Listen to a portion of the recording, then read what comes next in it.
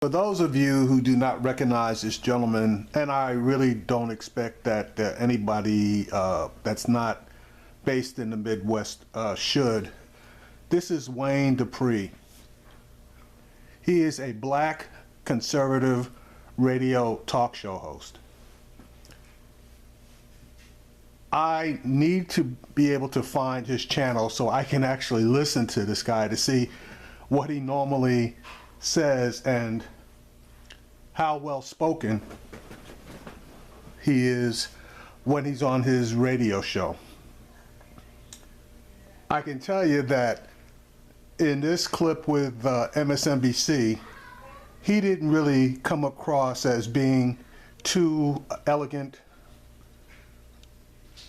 or well thought out, because some of the answers that he gave to the questions that were posed to him regarding Donald Trump didn't seem to make a heck of a lot of sense.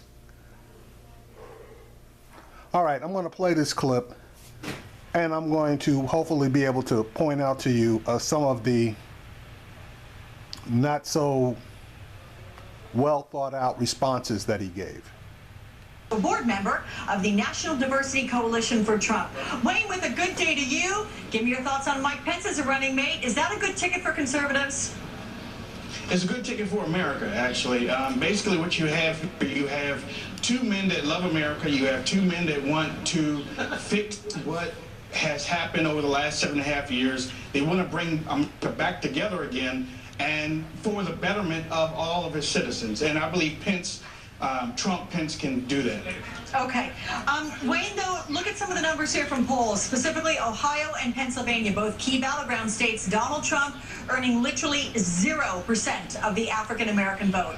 Can you explain why he is so unappealing to minority voters, and what would you, as a member of the National Diversity Coalition for Trump, try to say to change folks' minds?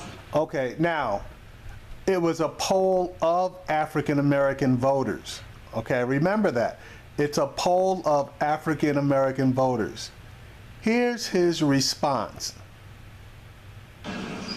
Well, probably the reason why he's polling at 0% is because maybe nobody's asking black Americans. I mean, because there are a lot of black Americans that are out there right now, such as myself, that know about Donald Trump. I've interviewed him a few times. We've sat and talked, so I know that he's a good man. Okay. Maybe because nobody asked African Americans when the poll was done on African Americans and responded to by African Americans. How is it possible that nobody asked African Americans? Okay, that's stupid response number one.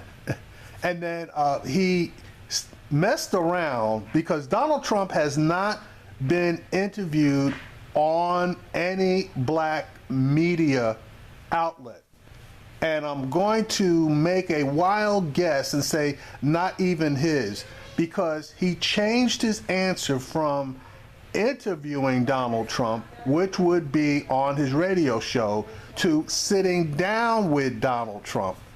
So I'm going to take a wild guess and say that Donald Trump hasn't been on his radio station. Okay, let's keep going.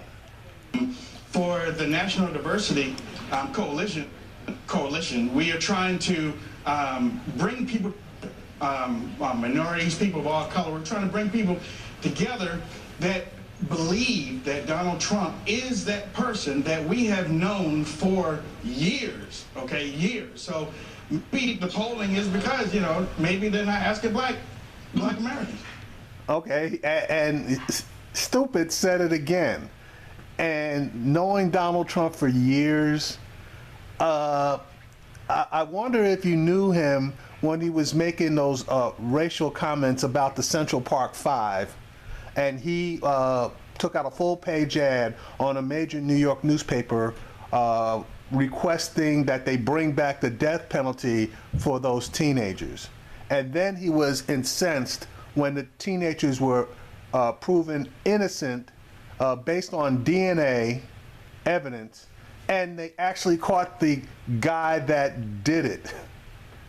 Okay, and then on top of that, when New York turned around and tried to halfway make things right by paying these guys on a civil law, they settled with these guys in a civil lawsuit.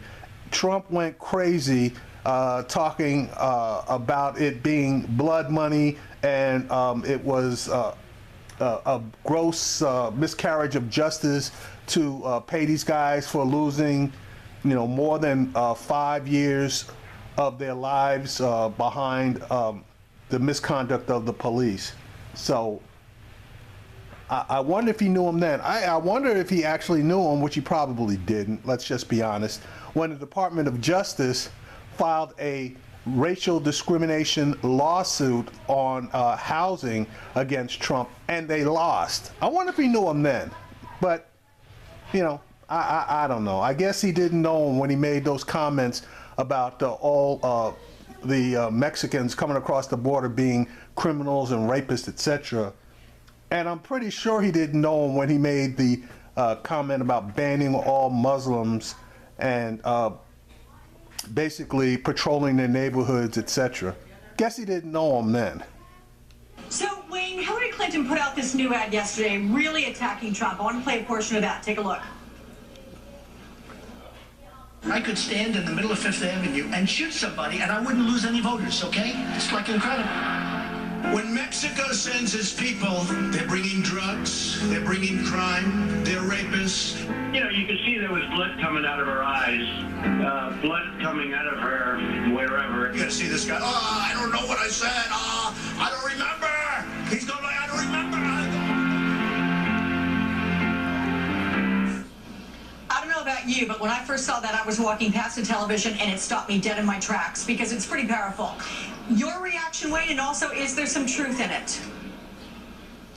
Well, those are sound bites, Alex. If you cut it up and put it together, you're going to have pizza and a whole lot of different ingredients to it. Yeah, but Wayne, they're the kind of sound bites that people remember. Only because you're only cutting them up and putting them up in your... Only because you're only cutting them up. They're the sound bites that people remember. It's in a anti-Trump commercial. They're all true because he said them all. They were all his voice. You can't dispute that. And you know nothing at all about commercials and what they do. Most political commercials, when they're on the attack, do cut-ups of various things that the opposition says. So you lost it there. Playing them 24/7. Seriously. I'm from the... Yeah, I spent 8 years in the military. I was in Desert Storm and Desert Shield. I could easily tell you I'm not going to vote for Hillary Clinton because she left 4 people behind in Benghazi. Okay, Wayne, she didn't leave 4 people behind in Benghazi. There were people that were in the consulate that were overrun and they were killed. It wasn't like they were on a mission and the people were left behind. It was a situation where the consulate was overrun and people were killed. They've had, 8 Benghazi commissions to date, and every last single one of them basically has come down with the fact that she was not at fault. So you lost it on that one too. So it's politics. People do this, and Americans are tired of it. They're tired of seeing politicians create these little sound bites and knowing that their house is dirty too. Oh, so you mean the sound bites that they put together with her making statements and clipping together Bill Clinton statements, those aren't sound bites, and your boys didn't put those together? Come on, you can do better than that. They needed Katrina Pearson. At least she would have put up more of an informed fight, and when she was losing, she would have gotten away from it. Unfortunately, you are you're not really a good Trump surrogate. I'll put it to you that way. And you, like your friend Daryl, basically can make no arguments, no intelligent arguments in support of Donald Trump, other than the fact that at least Daryl Scott is getting contributions made to his church. I really don't know what you're getting. All right, Wayne Dupree, I want to thank you for your time and just let everyone know that your soundbite, I mean, your microphone was cutting out just a wee bit, but we certainly got the gist of what you were saying. Thank you, Wayne. Is Donald Trump... Yeah, Wayne, I think maybe you need to go back to that radio studio and stay off of live TV.